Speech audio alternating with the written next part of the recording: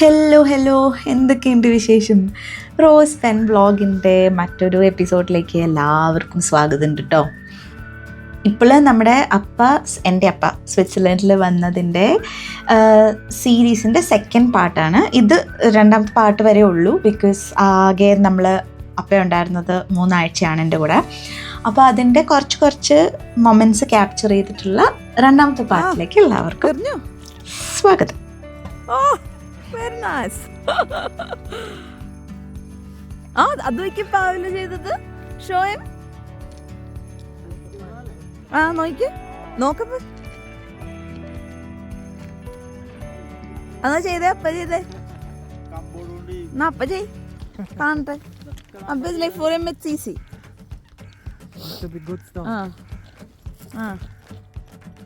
Very nice.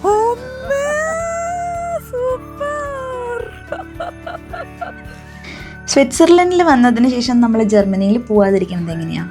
At least നമ്മുടെ border വരെയെങ്കിലും പോകണ്ടേ? Because അപ്പയ്ക്ക് normally car sickness ഉള്ളതുകൊണ്ട് തന്നെ ഒത്തിരി ട്രാവൽ ചെയ്യാൻ താല്പര്യം ഉണ്ടായിരുന്നില്ല. അപ്പം എങ്ങും പറഞ്ഞിരിക്കായിരുന്നു. പക്ഷെ നമ്മൾ അപ്പനോടൊന്നും പറയാതെ വണ്ടി കയറി നേരെ പിന്നെ ജർമ്മനിയിലേക്ക് പോകുന്നതെന്ന് പറഞ്ഞു. അങ്ങനെ നമ്മൾ ജർമ്മനിയിലേക്ക് വന്നു. കോൺസ്റ്റാൻസ് എന്ന് പറഞ്ഞിട്ട് നമ്മുടെ ബോർഡറിൽ തന്നെയുള്ള ഒരു പാർട്ടിലേക്കാണ് വന്നത്. അപ്പോൾ ഇവിടെ വരുന്ന വഴിക്ക് അപ്പയ്ക്ക് കഴിഞ്ഞ പ്രാവശ്യം കാർ സിക്നസ് ഉണ്ടായിരുന്നതുകൊണ്ട് തന്നെ 1 മണിക്കൂർ മുമ്പ് നമ്മൾ മരുന്ന് കൊടുത്തിട്ടുണ്ടായിരുന്നു. അപ്പോൾ വാസ് ഫീലിംഗ് ഗുഡ്. അത്ര ട്രാവൽ പ്രോബ്ലംസ് ഉണ്ടായിരുന്നില്ല. ഇത് പശു, ഇത് മറ്റേ അവക്കാഡോയിൽ ഇതുള്ളത്. വാട്ട് ഇസ് ദിസ് മോനെ? Beans. ഇത് ബീൻസ്, വലിയ ബീൻസ് ഇല്ലേ അതിൻ്റെ sauce. And it's a cornflower shell. Cornflower കൊണ്ടിട്ടുള്ള, കോൺഫ്ലവർ എന്ന് മറ്റേ കോൺഫ്ലവർ ഇല്ല, കോണില്ലേ അതിൽ നിന്നുള്ള കഴിച്ച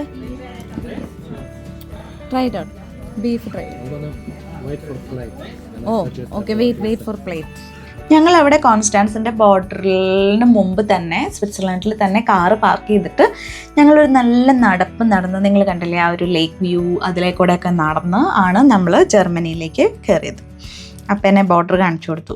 ഒരു വര മാത്രമേ ഉണ്ടായിരുന്നുള്ളൂ ജർമ്മനിയിലേക്കുള്ള ഒരു ബോർഡർ. അപ്പം നമ്മൾ നല്ല വിശന്ന് പിരിഞ്ഞാണ് ഇരുന്നിരുന്നത്. ഉച്ചയായിരുന്നു നമ്മൾ അവിടെ എത്തിയപ്പം. അപ്പം നമ്മൾ മെക്സിക്കൻ റെസ്റ്റോറൻറ്റിൽ കയറിയിട്ട് നല്ല പോലെ വയറ് നിറച്ച് ഫുഡും കഴിച്ച് നല്ല സൂപ്പർ ആംബിയൻസ് ഉള്ള ഒരു ചെറിയ റെസ്റ്റോറൻറ്റ് പോലെ പുറത്തുനിന്ന് നമുക്ക് തോന്നുമെങ്കിലും അത് ബാക്കിലേക്ക് നല്ലപോലെ ഉണ്ട്. And the food I have to say it was really great. അപ്പോൾ ഇതാണ് റെസ്റ്റോറൻറ്റിൻ്റെ പേര്, ഞാൻ താഴെയും എഴുതി കൊടുത്തേക്കാം. So do check out. അത് ഭയങ്കര അടിപൊളിയാണ്. ഞാൻ 4.5 ഔട്ട് ഓഫ് 5 കൊടുക്കും. അത്രേ സൂപ്പറായിരുന്നു. പിന്നെ ഞങ്ങൾക്ക് അപ്പോഴേക്കും അങ്ങനെ ഭയങ്കര അടിപൊളി സ്ഥലങ്ങൾ കാണണം, അപ്പോഴേക്കും ട്രാവൽ ചെയ്ത് അങ്ങനെ കാണണം, അങ്ങനത്തെ മോഹമൊന്നും ഇല്ലയെന്ന് എനിക്ക് മനസ്സിലായി. അതുകൊണ്ട് തന്നെ ഞങ്ങൾ സിറ്റിയിൽ നടക്കലാണ് ഉണ്ടായത് കുറേ ജർമ്മനിയിൽ. അപ്പം നമ്മൾ നേരെ ഡീക്കാത്തലോണിൽ കയറ്റിയിട്ട് അപ്പം അവിടുത്തെ അതായത് സ്കീൻ്റെ ഷൂസും കാര്യങ്ങളൊന്നും നമ്മുടെ നാട്ടിൽ കാണത്തില്ലല്ലോ.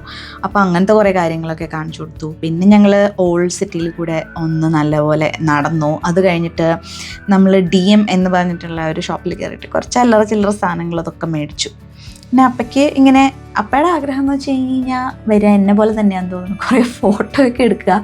പക്ഷേ അവരെ പറഞ്ഞിട്ട് കാര്യമില്ല, കാര്യം അവർക്ക് അതൊക്കെയാണ് ഇഷ്ടം. നമ്മൾ നാട്ടിൽ ഇന്ന് ഞാനിവിടെ വന്നിട്ട് എൻ്റെ വ്യൂ ഓഫ് ട്രാവലിംഗ് തന്നെ മാറിയത് കുറച്ച് നാൾക്ക് മുമ്പാണ്. ഫോട്ടോ എടുക്കുന്നതിലുപരി ട്രാവലിങ്ങിൽ കാര്യങ്ങളുണ്ടെന്ന് അറിയുന്നത്. പിന്നെ അന്ന് ഞങ്ങൾ തിരിച്ച് വീട്ടിൽ വന്ന് ചില്ല് ചെയ്ത് കിടന്നുറങ്ങി. പിറ്റേ ദിവസം രാവിലെ ഉച്ചയ്ക്ക് ആയപ്പോഴത്തേക്കിനും ഞങ്ങൾ യുക്കേഴ്സ് ഫാം എന്ന് പറഞ്ഞിട്ട് നമ്മുടെ അടുത്ത് തന്നെയുള്ള ഒരു ഫാമിൽ പോയിട്ട് അവിടെ ബ്രഞ്ചൊക്കെ നമുക്ക് കിട്ടുവേ. പക്ഷേ നമ്മൾ ബ്രഞ്ചിനല്ല പോയത്, നമ്മളൊരു ഉച്ച കഴിഞ്ഞിട്ടാണ്. അപ്പയ്ക്ക് കുറച്ചധികം ഗ്യാസ്ട്രിക് പ്രോബ്ലംസ് ഒക്കെ ഉണ്ടായിരുന്നത് കൊണ്ട് അപ്പയ്ക്ക് ട്രാവൽ ചെയ്യാൻ താല്പര്യം ഉണ്ടായിരുന്നില്ല. അപ്പോൾ നമ്മൾ യുക്കേഴ്സ് ഫാമിൽ തൊട്ടടുത്ത് തന്നെ ആണെങ്കിലും അപ്പയ്ക്ക് അതവിടെ കുറച്ചൊരു വളവും തിരിവുണ്ടായിരുന്നു. അതുകൊണ്ട് തന്നെ വോമിറ്റിംഗ് ടെൻഡൻസിയും കാര്യങ്ങളൊക്കെ ആയിട്ട് അതൊക്കെ ബുദ്ധിമുട്ടായിരുന്നു. അത് കഴിഞ്ഞ് എങ്ങനെയെങ്കിലും നമ്മൾ തിരിച്ചു വന്നു. പിന്നെ ഒരാഴ്ച അങ്ങനെ പോയി. അത് കഴിഞ്ഞപ്പോഴാണ് വ്യാഴാഴ്ച അപ്പം എൻ്റെ അപ്പൻ്റെ അനിയൻ്റെ മോള്, ജോസങ്ങളുടെ മോള് ജോ, അവൾ ജർമ്മനിയിൽ നിന്ന് വന്നിട്ടുണ്ടായിരുന്നു. നമ്മുടെ വേറൊരു കസിനും കൂടി ഉണ്ട്, പക്ഷെ അവന് വരാൻ പറ്റിയില്ല. അവന് കുറച്ച് പ്രോജക്റ്റും എക്സാംസും കാര്യങ്ങളൊക്കെ ആയതുകൊണ്ട്. പക്ഷെ അവളെത്തി. അവൾ പിന്നെ സാറ്റർഡേ ആണ് പോയത്, സാറ്റർഡേ നൈറ്റാണ് പോയത്. അപ്പം നമ്മൾ വ്യാഴാഴ്ച വെള്ളിയാഴ്ച അവൾ ചില്ല് ചെയ്തു.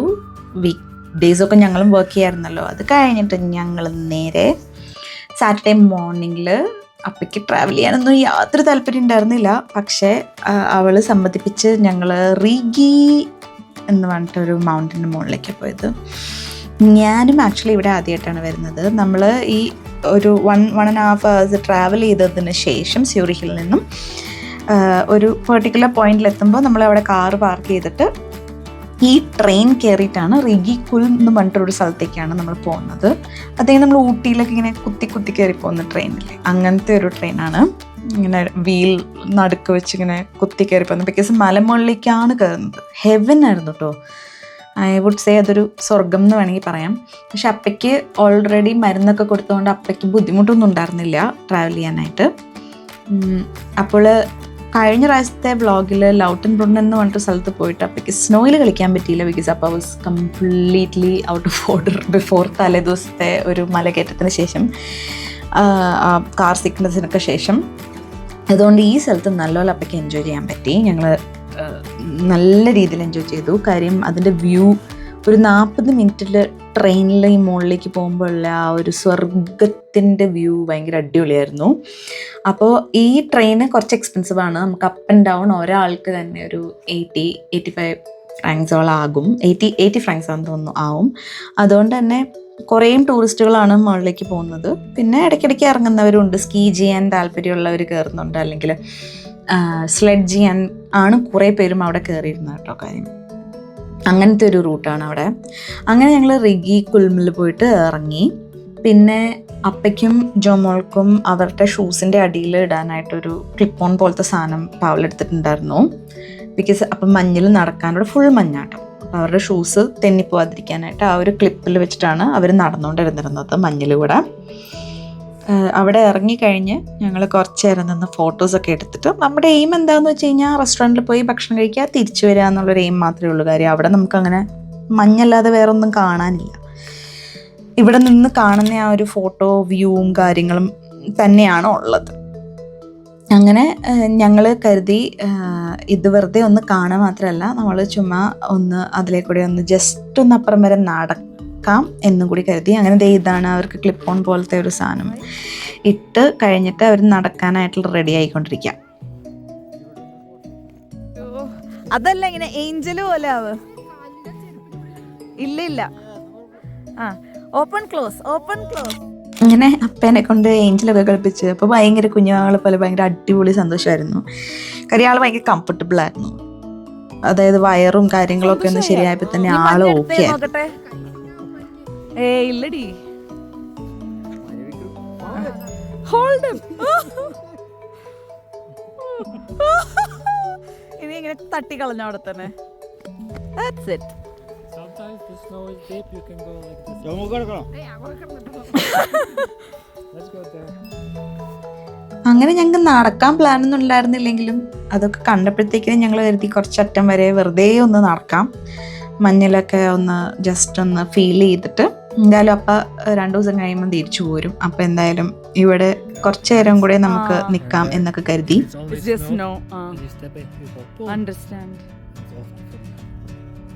ഇതിന്റെ അപ്പുറത്തോട്ട് പോകണ്ട കേട്ടോ. ഇത് സ്നോ മാത്രമേ ഉണ്ടാവുള്ളൂ, ഭൂമി ഉണ്ടാവില്ല ചിലപ്പോൾ. ഇതിന്റെ അപ്പുറത്ത് Come here, Appe.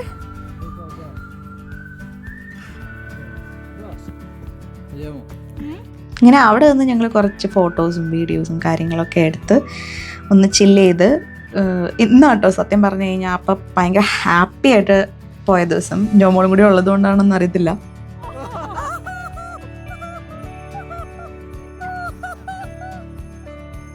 അങ്ങനെ മഞ്ഞിലൊക്കെ എറിഞ്ഞ് കളിച്ച് ഒരു ജോമോള് ഭയങ്കര ഫുൾ എക്സൈറ്റ്മെൻ്റ് ആയിരുന്നു. ആ പുറകിൽ കാണുന്നതൊക്കെ ക്ലൗഡ്സ് ആട്ടോ. പുറകിലും മഞ്ഞും ആ പുറകിൽ കാണുന്നത് നല്ല അടിപൊളി ക്ലൗഡ്സുമാണ്. ഞാനിപ്പോൾ ഈ വ്ളോഗ് കാണുമ്പോൾ ഭയങ്കര പല ഹൊറിസോണ്ടലും വെർട്ടിക്കലൊക്കെ ആയിട്ട് കാണാൻ കാരണം എന്ന് വെച്ച് കഴിഞ്ഞാൽ ഞാൻ ഇതൊരു വ്ളോഗ് ആക്കി എടുക്കണം എന്ന് ഉദ്ദേശിച്ചിട്ടല്ല, കുറച്ച് നല്ല മൊമെൻറ്റ്സ് ക്യാപ്ചർ ചെയ്തതന്നേ ഉള്ളൂ.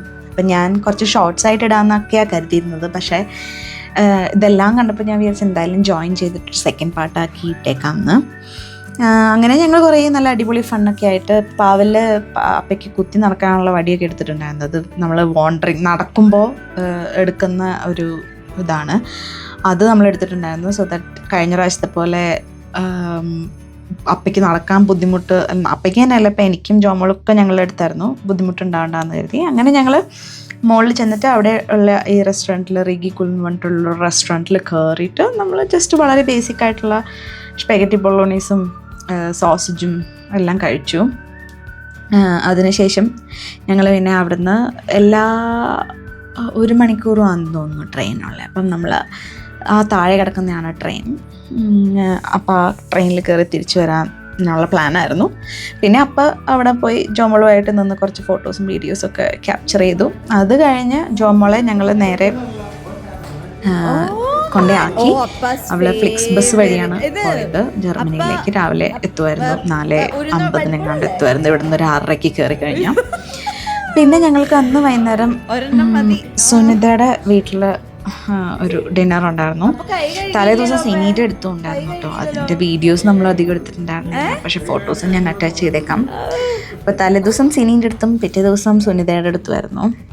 അങ്ങനെ സുനിത മഹേഷ് ചേട്ടൻ ഇങ്ങനെ അപ്പേനെ ഇങ്ങനെ പൊന്നു പോലെ ഒരു ലോഡ് ഫുഡും, അതുപോലെ തന്നെ സിനിയും ഒരു ലോഡ് ഫുഡ് ഉണ്ടാക്കിയിട്ടുണ്ടായിരുന്നു കേട്ടോ. ഹാവ് ടു ടെൽ, ഭയങ്കര അടിപൊളിയായിട്ട് അപ്പേനെ